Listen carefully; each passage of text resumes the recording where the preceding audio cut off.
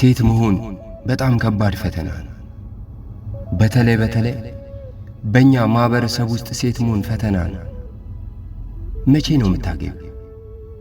ትምህርት ከ10 ይሁን ከ12 ብታቆሚ የመንገደኛ ሁሉ ጥያቄ ይሄ ነው። ሥራ ተቀጥረሽ ገና የመጀመሪያው ፔሮልሽ ሳይመጣ የሁሉም ጥያቄ ይሄ ነው። የታላቅ እህትሽ ሰርግ ላይ ለሰላምታ እጅሽን የዘረጋሽለት ሰው ሁሉ ጥያቄው ይሄ ነው። የጓደኛሽ ሚዜ ሆነሽ በታደምሽበት ሰርግ ላይ ያየሽ ሰው ሁሉ ጥያቄ ይሄ ነው። ጎረቤታችሁ ሰው ሞቶ ለቅሶ ልትደርሺ ስትሄጂ የለቀስተኛውም ጥያቄ ይሄ ነው።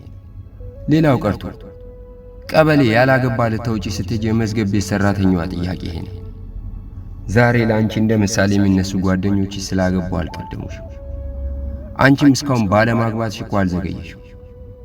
የማግባት ግቡ መውለድ ከሆነ በ24 ዓመቷም ያገባችው ጓደኛሽ እስከ 35 ዓመቷ ላትወልድ ትችላለች።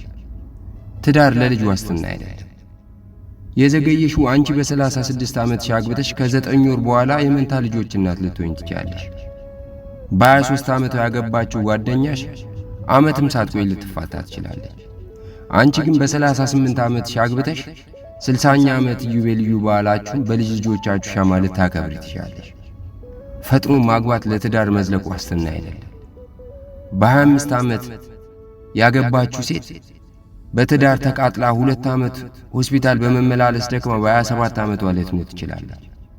በ40 ዓመትሽ የተባረከውን አግብተሽ 30 ዓመት በደስታ ኖረሽ ልጆችሽን ለመዳር ሽር ጉድ ለማለት ትበቂ ይሆናል።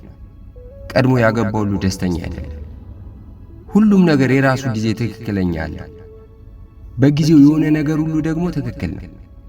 ማግባት መታደል አይደለም፣ አለማግባትም መረገም አይደለም። የተሳሳተ ሰው ያገባሽበትን ቬሎ ቁም ሳጥን ውስጥ አምሮበት ከምታየው ትክክለኛውን ሰው ሲጠብቅ ግድግዳ ላይ ተሰቅሎ ያደፈው ቬሎ የተሻለ ነው። ውስጥሽና ሕይወትሽ በማይሆን ሰው ከሚቃጠል ግድግዳ ላይ የተሰቀለው ጨርቅ ጦስሽን ይዞ ይሄድ። እህቴ አላገባሽም?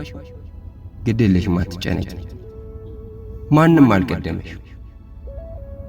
ብቻ ነገሩ ስብስብ ነው።